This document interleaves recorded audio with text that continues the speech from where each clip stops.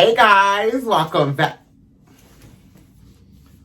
Dita. I was really excited. Hey guys, it's your girl Dita Ritz, aka Miss Cheesecake. Welcome back to Detailz, the Slice. I'm excited because this is a special edition. This is an Oscar edition, honey. Dixie, did you watch? I did. I hosted a party at Sidetrack. I love the Oscars. The Oscars is great. You were actually on tour. You did I a California tour. Yeah, I did like a little California. I was in Kansas City too. And then I went to California and worked with Morgan. And Laganja and Delta and Mayhem, and I actually saw them setting up for the Oscars while I was there. Yes, after I left the podcast with Willem and Alaska, I was on Hollywood Boulevard. I had to go to the bank, and they were literally setting it up, the red carpet, and it's really crazy because you don't really realize how Brad Pitt himself rolls the carpet out. Yeah, and it's in the dead middle of Hollywood Boulevard. So it's literally like cutting off traffic because they're trying to build this red carpet. It's really impressive, actually. I'm sorry that I'm hitting you with so much fashion as you come back because, you're giving me no nails, no body. You're giving me very Maya Rudolph. You're giving me very how she kind of just showed up to the Oscars. Like I swear she did dishes before she came. She didn't look like she prepped. You know how the women like to prep before the Oscars. Prep before the Oscars. There's lots of prepping going on. Take your prep before the Oscars. So what are we doing with our slices today? 10 slices. Our favorite hits and misses, best and worst moments, clothing, on stage, red carpet, everything. Okay. Slice number 10. Chyna Davis. I saw her in the broadcast and I was like, number one, why is Chyna Davis there? But number two, it looks like she's 40 years old. She's 64. She looks wonderful. I do like that dress. It looks very it's like a chest mold, to her bodice and her titty. And we love a pocket in a dress, honey. You love a pocket. Whoever your doctor is, Chyna, give him a raise. Slice number 9, Kristen Wiig. I loved it. I lived for it. There is nothing that anybody can tell me differently. I would have worn it. I thought it was so sickening. And she's a comedian. She was completely making fun of everybody who has to take the Oscars so seriously. I disagree. I think she's one of those comedians that's done so well that she's taking herself very seriously now. You think she took herself seriously? Yes. I think this looks insane. It's so unflattering to her. I love the hair. I love the styling of it. That type of hair was really in style. The slick back side situation. It looks like somebody was decorating a cupcake and they just built the ribbons on top of each other and then they ran out of ribbons. I don't know. I love extreme, weird, crazy, tacky, ugly, horrible dresses, fashion. The uglier it is, the better. I like fashion like that. Slice number 8. Regina King. She just looked like a rich, expensive Hollywood actress. Girl, money. Regina King, when she won last year, we all freaked out. And not just because of she was winning an Oscar for a performance in a movie, but because she's Regina King.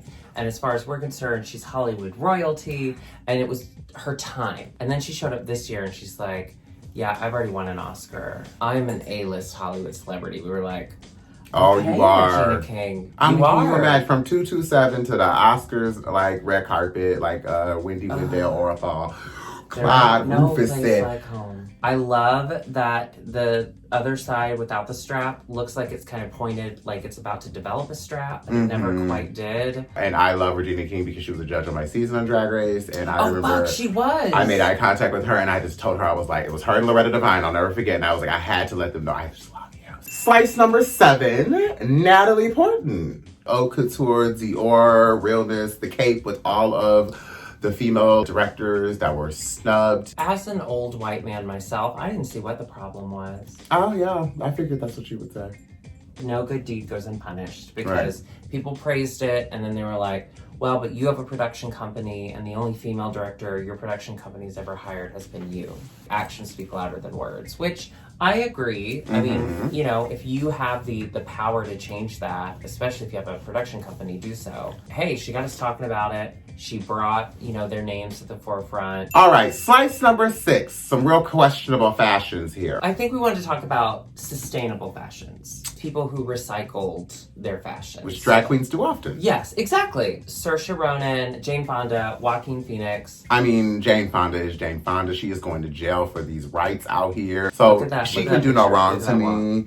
She still looked good. That short hair I was living for. That dress was amazing. So the coat, actually, that she's carrying is the last piece of clothing she's ever going to buy. The last piece of new clothing she's ever going to buy. And I love how she can just be going and protesting and getting locked up and then just look gorgeous here at the award show. Well, it was the day before the Oscars, and she was at a protest with Joaquin Phoenix. Also, all award season, he wore the same suit. So every single award show, he showed up in the same tux. I applaud anyone who just does anything. I mean, no good deed goes unpunished. Like I said before, there will continue to be people who are like, that's not enough. You need to do this. There's always more that we could do. But good on them for living what they're talking about. The controversial choice was Saoirse Ronan. She recycled the top half of her BAFTA dress and had it reworked. I know the blue skirt, it looks like 70s wallpaper or like an 80s couch. I loved it. So,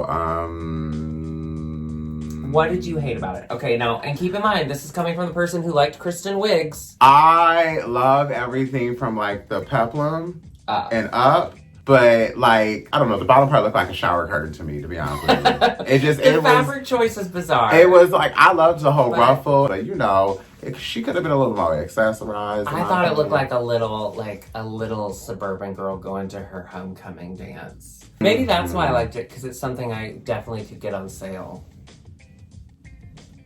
Yeah.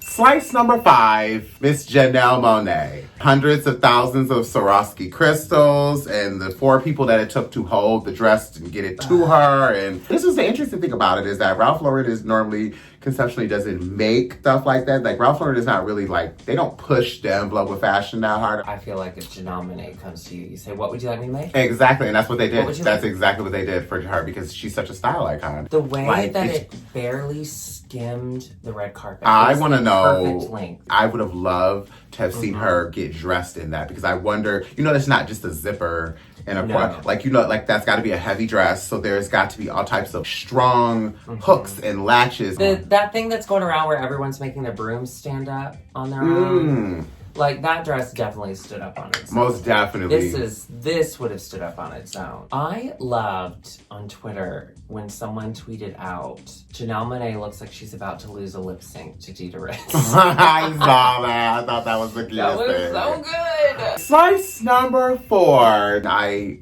was confused. Blac Chyna was there. Blac Chyna was there. You know what Blac Chyna is, right, Dixie? All I knew was that Nina Bonita Brown should have been Blac Chyna. That's all I knew. I have to be honest, I didn't know a lot. Can we do like a quick history of Blac Chyna? Yeah, okay, so Blac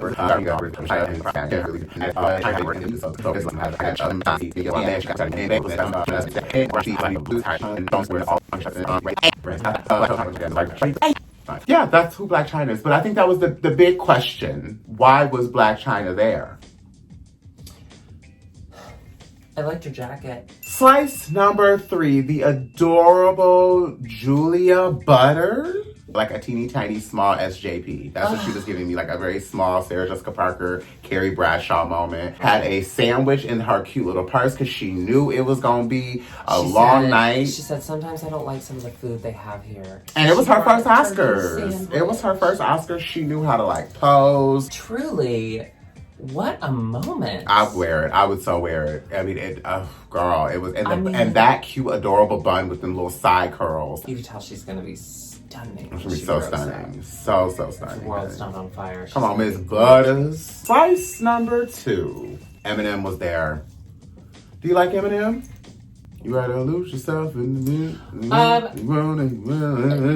yeah, I appreciate who he is, like in pop culture, and who he, was when we were growing up. I loved how everyone looked a little confused. Oh, Martin Scorsese was, I think, my favorite. I couldn't tell if he was completely mortified that there was a rapper on the stage at the Oscars, or if he was really living and just he's old. But everyone was bopping their head, dancing. Adele Dazeem, she was bouncing and getting her life. Although they're using a picture of her because she kind of had a scrunched up face. I don't know if you've ever noticed, but when white people, when we hear beats, we tend to scrunch up our face and do this. A confusion, yeah. I think, yeah.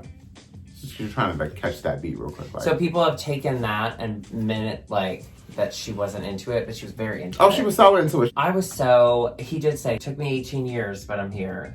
Oh, I know, and I him. loved it. It reminded me of when 3-6 Mafia was. Remember? Did you remember? Yeah. That? You know, it's hard out here for him. And slice number 1, honey. This was my all-time favorite moment, just because she was just everything down to her fingernails. Cynthia Erivo in the white Versace couture, of course. So her and Regina King both were in Versace that night. Once again, the dress having probably so much construction, like I was saying with Janelle Monáe's. There's probably so much going on underneath that dress to hold everything in. Versace's known for doing everything kind of built in, corsets and bras, so you don't have to really do much when you get out of it. I loved her nails. Did you hear the story about her nails? No. They were designed after Vincent van Gogh's Starry Night, because she was in the movie Harriet, where she played Harriet Tubman. Harriet Tubman used to use the North Star to guide her way to freedom, and so she wanted to have, like, I guess, a full circle moment being nominated for that. Starry Nights, like look to the stars. Yes.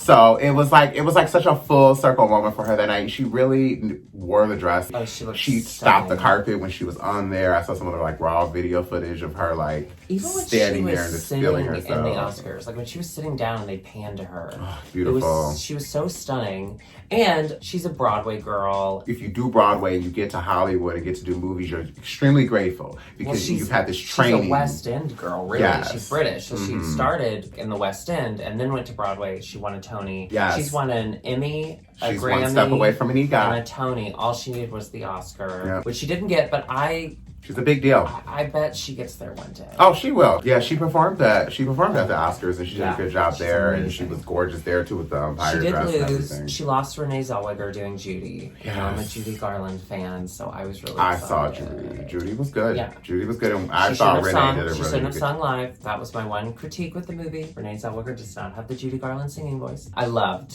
that she won. Her speech was insane, but I know I like Renee Renee Zellweger's Zellweger. I love her too. I think she's one of those she's one of those like artists and actresses that's like Insane. Overall, girl, that Oscars is pretty fun. There were a lot of gay moments we left out, like Laura Dern winning. Obviously, she is a gay icon. And the Frozen girls all singing together into the unknown. Yeah, that terrified around me. the world. Could you imagine if they all would have came out dressed as Elsa? Every parent in the room would have been like, "That is the next." You know, parents love Frozen.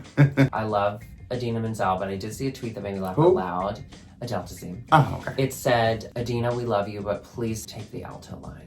Because in the past, when she has to belt up high, she doesn't hit the notes, but she hit it. She did great.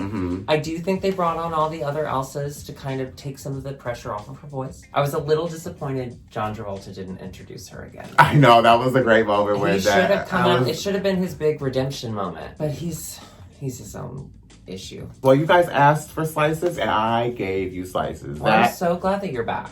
I'm so happy to be back. We're going to keep these going. We're going to keep these going. Thank you so much for checking out Detailz, the Slice. Make sure you like and subscribe, and we'll see you next week. Bye. Subscribe.